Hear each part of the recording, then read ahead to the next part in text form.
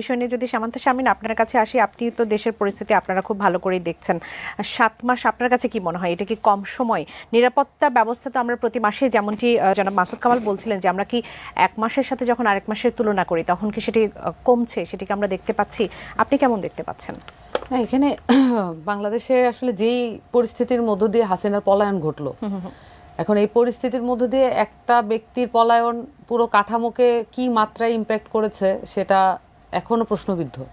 কারণ আমরা তো এটা বারবার বলছিলাম যে ফ্যাসিস্ট কাঠামোর বিলোপ, ফ্যাসিস্ট কাঠামোর বিলোপ। কারণ ফ্যাসিস্ট আসলে কিভাবে হয়ে ওঠে, এটা তো বাংলাদেশের একদম স্টেট ফাংশনারি জায়গা থেকে তো অনেকগুলো বিষয় আছে এটার সাথে জড়িত। প্রত্যেকটা সেক্টরকে করাপ্টেড করতে না পারলে, প্রত্যেকটা সেক্টরকে ধ্বংস করতে না পারলে তো ফ্যাসিস্ট এলিমেন্ট নিজের জায়গাটা করে নিতে পারবে না।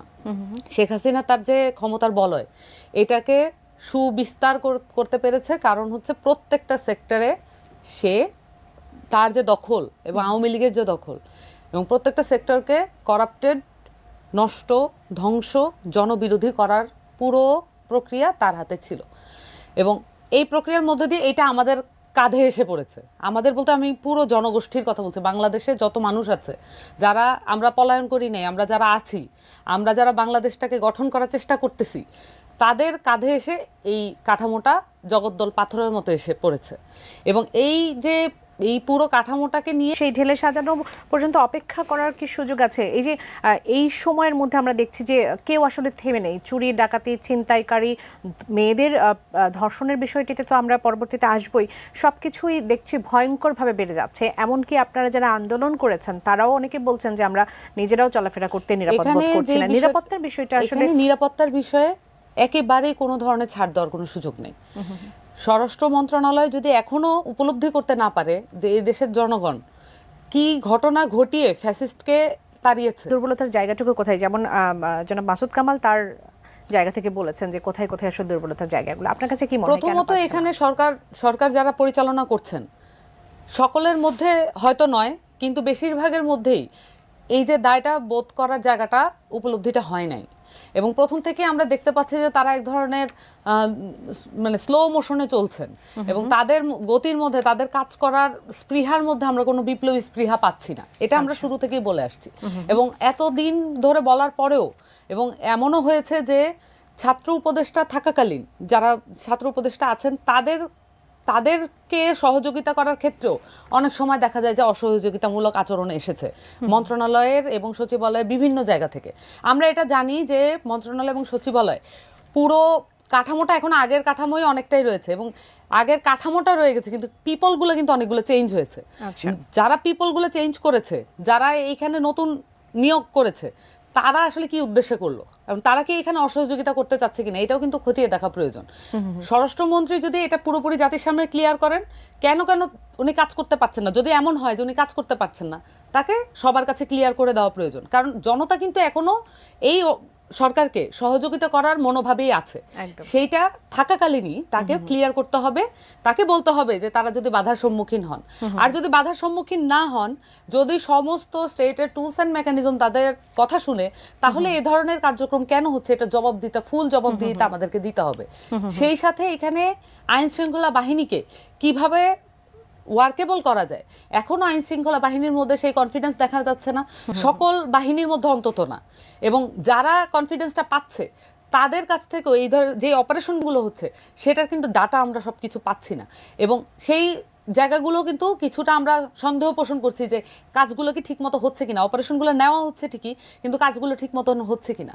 আমাদের জায়গা থেকে আমরা বলবো যে দ্রুত তাদের এই অভ্যুত্থানের দায় এইটা তাদেরকে বোধ করতে হবে, এবং এইটার বিপ্লবী স্পিরিট নিয়ে তাদেরকে কাজ করতে হবে। তারা যদি কোনো ধরনের বাধার শিকার হন, সেই ক্ষেত্রে জনতার কাছে উন্মুক্ত করা। আপনারা কি এটিকে গুরুত্ব দিয়ে সরকারের সাথে সেই ধরনের কোনো আলোচনার চিন্তা করছেন কিনা, বা সেই ধরনের কোনো পদক্ষেপ নিচ্ছেন কিনা? সরকারের সাথে আমাদের সম্পর্ক যা অন্যান্য রাজনৈতিক দলের সম্পর্ক তাই। আমরা মনে করি যে এখানে আইন শৃঙ্খলা বাহিনীর অবনতি এবং আইন শৃঙ্খলা পরিস্থিতির যে ধারাবাহিক একটা দেখছি যে আমরা বিভিন্ন সময়ে অবনতির জায়গাটা দেখছি, সেই জায়গাগুলোকে অ্যাড্রেস করা হয় নাই। সেটার জন্য আমরা যেমনটা ক্ষিপ্ত, জনগণ ক্ষিপ্ত বলেই আমরা ক্ষিপ্ত, এবং আমরা কিন্তু অন্য কোনো রাজনৈতিক দলের বাইরে গিয়ে সরকারের সাথে কোনো ধরনের যোগাযোগ করার চেষ্টা করি না। তবে আমরা আমাদের জায়গা থেকে আমরা যেহেতু অনেক জায়গা থেকে দায়বদ্ধ, একটি এখন নতুন রাজনৈতিক দল এসেছে, দলগত জায়গা থেকে আমরা আমাদের কথাগুলো বলেছি এবং সেই সাথে আমরা কিন্তু মানে নিরাপত্তার জায়গাটা কেন সবচেয়ে বেশি আমরা গুরুত্বের সাথে দেখি। অভ্যুত্থানের পরে সবচেয়ে গুরুত্বের জায়গাটা দেওয়া উচিত ছিল জানমালের নিরাপত্তা, এবং আজকে 6 মাস পরেও সেটা যখন আমাদেরকে বারবার বলতে হচ্ছে, তাতে করে মনে হয় যে এই কাঠামোর মধ্যে বা এখন যারা উপদেষ্টা পরিষদে আছেন বা হচ্ছে তাদের সাথে যারা কাজ করছেন, তারা হয়তো এখনো অভ্যুত্থানকে কি অভ্যুত্থানের পুরো বিষয়টা তারা উপলব্ধি করতে পারেন নাই এবং তারা বুঝতেছেন না যে এখানে কি ঘটে গেছে বাংলাদেশে। কিন্তু আমরা কিন্তু এটাকে খুব সিরিয়াসলি দেখি, কারণ আমরা নাগরিক মর্যাদা নিয়ে কাজ করি এবং আমাদের পুরো পলিটিক্সটাই হচ্ছে নাগরিকের মর্যাদা কেন্দ্রিক। এটার সাথে নাগরিক মর্যাদার সাথে একদম সবচেয়ে প্রথম যে বিষয়টা উঠে আসে সেটা হচ্ছে তার নিরাপত্তা নিশ্চিত করতে না পারলে একটা মানুষ বাঁচা মরার যদি সন্নিকটে থাকে, বাঁচা মরার সন্দেহের মধ্যে থাকে, তার সাথে কিন্তু ভোট বা অন্য আলাপও করা যাবে না। যদি তার নিরাপত্তা নিশ্চিত করা যায় প্রথমত, তারপরে তার সাথে রাজনৈতিক অন্যান্য যেই জায়গাগুলো আছে সেটা তার সাথে আলাপ করা যেতে পারে। প্রথমত বাংলাদেশের জনগণের 100% নিরাপত্তা আমরা চাইবো। কিছু বিষয়ে আমরা এটা আমরা বোঝার চেষ্টা করি যে একদম 100% সম্ভব হয় না, কিন্তু আমরা যদি আমরা ওই স্পৃহাটা না দেখি, ওই কর্মতৎপরতা না দেখি, তখন আমাদের কাছে সন্দেহের জায়গা তৈরি হয় যে তারা আসলে কি করতে বসছেন ওখানে। অসংখ্য ধন্যবাদ জনাব মাসুদ কামাল। একটু এই যে নারীদের বিষয়টি নিয়ে যখন আসতে চাই, আসলে আসতে হয়, সহিংসতা, ধর্ষণ, নিপীড়ন যেভাবে বেড়ে গেছে, আমরা যখন আসিয়ার কথা বলছি সেই ভয়াবহতা নিয়ে সেদিকে আমরা তাকিয়ে আছি যে হয়তো বা আসিয়াকে নিয়ে গোটা দেশ যেভাবে জেগে উঠেছে, প্রত্যেকটা ক্যাম্পাসে দেখতে পাচ্ছি। এমনকি যখন রাজনীতির দিকে আমরা আঙুল তুলি, তখন দেখছি ছাত্রদল থেকে শুরু করে জাতীয় নাগরিক পার্টি থেকে শুরু করে তারাও অনেকটা এখন এটার উপরে সোচ্চার হয়েছেন। সোচ্চার হবার পরও আমাদের প্রতিদিনের ঘটনায় কম করে হলেও 8 থেকে 10টি ঘটনা এরকম চোখের সামনে আসছে, খবরেও আমরা দেখতে পাচ্ছি। ধর্ষণ থেকে শুরু করে এতটা ভয়াবহ পর্যায়ে চলে গেছে এবং সেগুলো এত বিকৃত পর্যায়ের, সেগুলো আসলে চিন্তাও করা যায় না।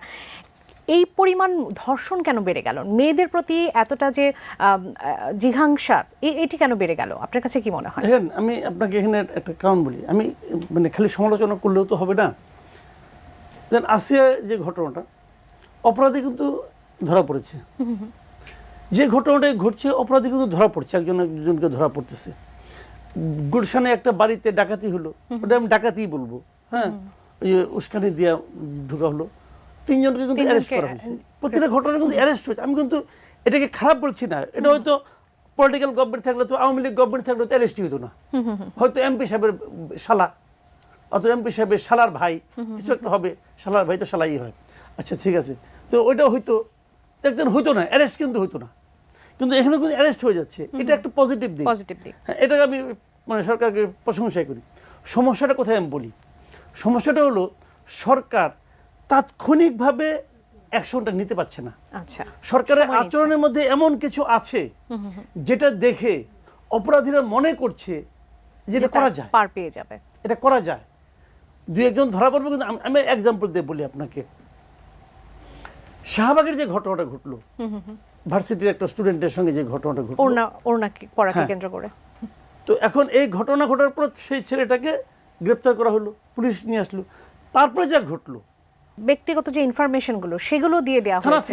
হ্যাঁ, থানা চাপে পড়ে দিল কি দিল না, তো নিরাপত্তাহীনতা দেখতে হবে। এই ঘটনা বৃদ্ধ কিন্তু খালি শারীরিক বৃদ্ধ কথা বলছি না, এটা মানসিকভাবেও বৃদ্ধ, মানসিকভাবেও অথর্ব হয়ে গেছে। আপনি একদল অথর্ব লোক দিয়ে বসাইছেন রে ভাই, কথা পরিষ্কার। এতে অনেকে মাইন্ড করতে পারেন, শুনতেও খারাপ শোনা যেতে পারে, বাট দিস ইজ রিয়েলিটি। আমরা একদল অথর্বের হাতে পড়ে গেছি। এরা কিছু বোঝেও না, আবার মানবই মানাস অনেক কিন্তু খুব করে, মন খারাপ করে। হ্যাঁ, আমাকে এটা বললো, আমি তো জানি, আমার কাছে অনেকে বলে তো ভাই, হ্যাঁ এরকম ভাই বলেন আপনি, ঘটনা সত্য। এদের আপনি ধরতেন, যে ঘটনাটা গুলশানে ঘটলো তো 3 জন লোককে ধরছেন আপনি। ওই বাড়ি বিল্ডিং এর আপনার দরজা ভাঙতে 100 জন লোক গেছে, তারা বলে, ধরলাম 60 জন গেছে। আপনি যদি সবগুলি টেলিভিশনে ভিডিও ফুটেজ চেক করেন, আপনি দেখবেন প্রত্যেকটা লোককে আপনি আলাদা আলাদা আইডেন্টিফাই করতে পারবেন। সবগুলোকে আপনার ধরা উচিত। কেন ধরা উচিত? উস্কানি দিয়েছে 3 জন বলছেন, ভালো কথা, সেই উস্কানিতে ওরা পা দিল কেন? তার মানে ওদের মধ্যেও কিন্তু এক ধরনের আইন ভাঙার অথবা এক ধরনের লুটপাট করার আকাঙ্ক্ষা কাজ করে। ওদের আপনি সবগুলোকে ধরেন, এরপর দেখবেন যে আর কেউ উস্কানি দিলেও কেউ যাবে না। এখন ওরা মনে করছে কি যে উস্কানি দিবে তারে ধরবে, আমারে তো ধরবে না, যাই আমি একটু বিরক্ত দেখে আসি, অথবা যদি যে কিছু একটা থাবা দিয়ে কিছু টানতে পারি। যেহেতু তাদের ধরা হবে না, এই কনফিডেন্সটা তাদের কাজ করছে, এই জন্য কি ইন্সপায়ার হচ্ছে পরবর্তীতে? অবশ্যই এই ঘটনা তো ঘটতেছে। কোন ঘটনায় ধরা হয়েছে বলেন তো আপনি? আমি একটা সিম্পল উদাহরণ দিয়ে বলি আপনাকে, পলিটিক্যাল উদাহরণ দিই। জি। এই যে 32 নম্বর ভাঙা হয়েছে, আচ্ছা কাজটা কি ভালো হয়েছে কি মন্দ হয়েছে এটা হয়তো ওই দিন আমরা বুঝি নাই, ধরা যাক আমরা বুঝি না, পরের দিন তো বুঝছি। কি কারণে বুঝছি?